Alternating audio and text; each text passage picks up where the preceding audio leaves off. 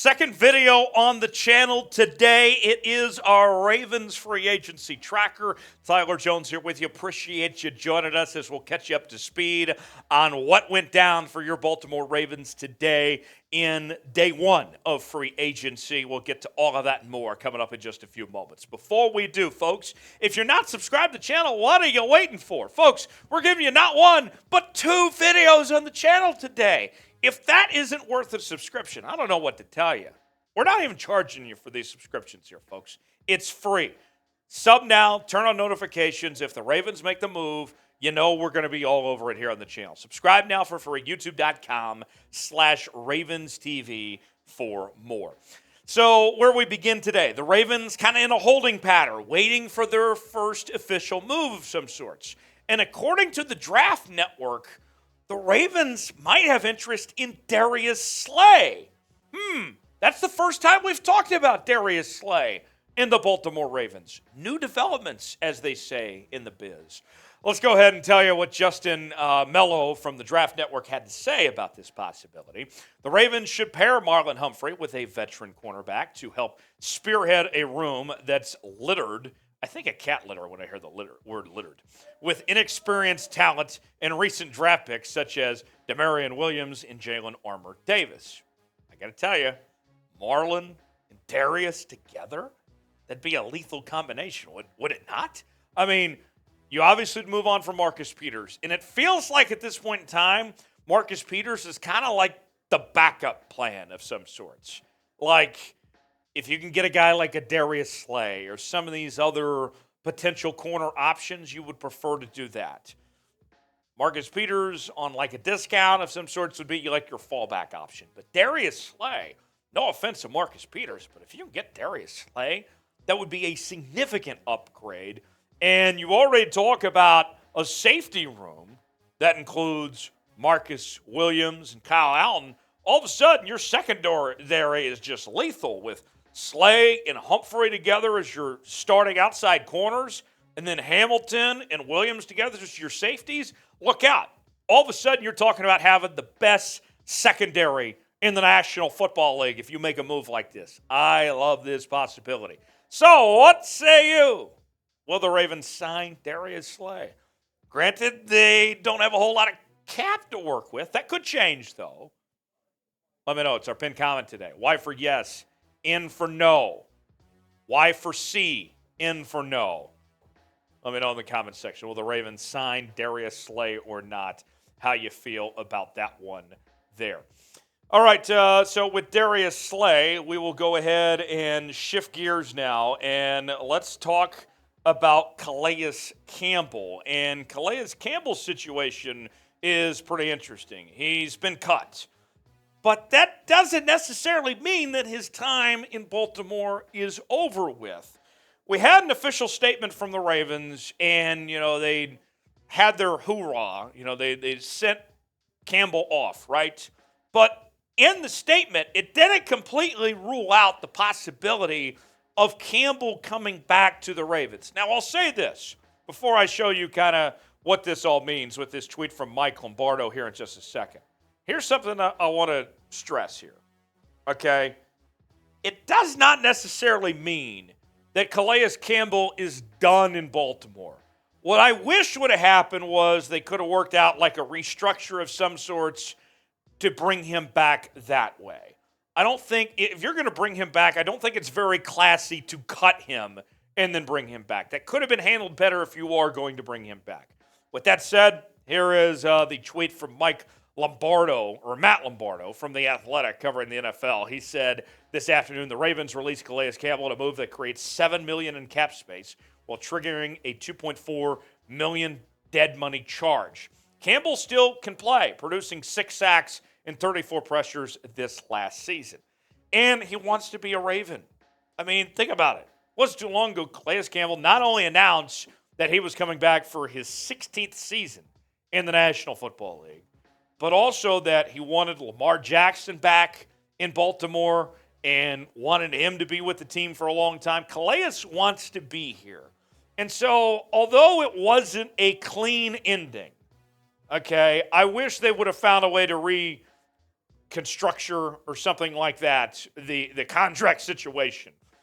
He wants to be there. So maybe you can find a way to reconcile things and make it look not so bad when it comes to Calais Campbell. But with that said, if you can work something out, maybe he goes to the open market and he doesn't get an offer he likes. Then you come back and you find a cheap way to possibly bring him back. I'm still very open to that possibility. Should the Ravens bring back Calais Campbell? What say you? Let me know in the comments section. S for sign, P for pass. How you feeling on Calais Campbell? S for sign, P for pass. Let me know on this situation below. So Ben Powers ends up going to the Denver Broncos. He signs a 4-year, $52 million deal after 4 seasons in Baltimore for the former Oklahoma Sooner product. And so this was one of those moves where if the Ravens are going to keep Lamar Jackson, there's going to be certain guys they can't afford to pay, right? And we've heard, actually, when it comes to the Lamar front today, that some teams aren't wanting to do the whole contract match thing with the non-exclusive deal because they don't want to negotiate for the Ravens, that they want to make the Ravens do their own negotiating. But back to Ben Powers on his end with this 4-year contract he signed. He essentially replaces Dalton Reisner with the Denver Broncos. And here's what our boy Ari had to say. RV of the 33rd team tweeted out this afternoon, former Ravens guard Ben Powers is planning to sign a 4-year deal with the Denver Broncos. Powers started 36 games for Baltimore in 4 years, including all 17 last year. Some protection for Russell Wilson. Now, I'll say this. I like Ben Powers. Glad that he got his payday. Wish him nothing but the best with the Denver Broncos as he moves on. But now we turn to another Ben as an offensive lineman. That's Ben Cleveland. And now what the Ravens are asking for is for Ben Cleveland to step up and be ready to go to fill the void left in. This is going to be his job now. And that's why the Ravens went ahead and let Ben Powers walk. One of the big reasons why was because they had Ben Cleveland around anyway. Here are the statistics from Ben Cleveland. This is according to the nerds at Pro Football Focus. And they gave him an overall grade of 67.6 in the 2 games he played last year. Run block grade 62.8. Pass block grade was solid, 72.3, but he did allow a sack of those numbers there. So that is something to keep in mind on that front. Here's the other good news, okay, as far as this situation plays out. With Ben Powers leaving and then Josh Oliver, more on Josh Oliver in just a second, the Ravens are picking up some comp picks. They're in line to get a 4th-round pick for Powers and a 6th-round pick for Josh Oliver. So that's at least pretty good that you salvage some picks along the way with those guys moving to other places.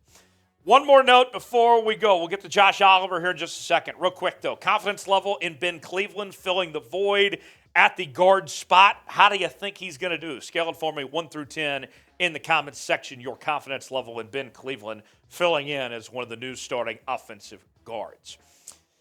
One final note before we call it a day. Josh Oliver, former Ravens tight end, is headed to Minnesota on a 3-year, $21 million deal. I mean, he was pretty much a 4th stringer for the Ravens, and they paid him $7 million? Beats me. Anyways, here's Garofalo's report. The Vikings have agreed to terms with tight end Josh Oliver on a 3-year, $21 million deal. Sources say he gets $10.75 million guaranteed and has incentives that can take the deal up to $24 million. One of the best blocking tight ends in the league. He is. He's a very good blocking tight end. But the truth of the matter is, it's not that big of a deal at all, really, for the Ravens to let Josh Oliver walk, to let him go. The Ravens, with him gone, still have the best tight end room in the National Football League, okay? I mean, Mark Andrews speaks for himself. He's fantastic. Josh is gone, but Isaiah Likely is going to be your number 2 tight end, and he was really good as a rookie. Charlie Kolar missed most of last year with that sports hernia injury. My Big 12 fans out there know how good Charlie Kolar is. And he looks like Mark Andrews. So you might have 2 Mark Andrews essentially in this tight end room. I'm telling you, this group is going to be just fine at the tight end spot. And you may be wondering, well, guys like Josh Oliver were good blocking tight ends. Well, newsflash, if you're going to play tight end, you got to know how to block. So if Isaiah Likely or Charlie Kolar can't figure that out, they better learn quick. I'm sure they will. So with that said, grade the Ravens tight end depth chart. Now that Oliver's gone, you're going with these three. I still give it an A. It's still the best in the NFL. What say you? Let me know in the comments section. Also, tell me on social media, what do you think about what the Ravens are at right now? I know things are quiet, but remember, championships are won in February, not in March, okay?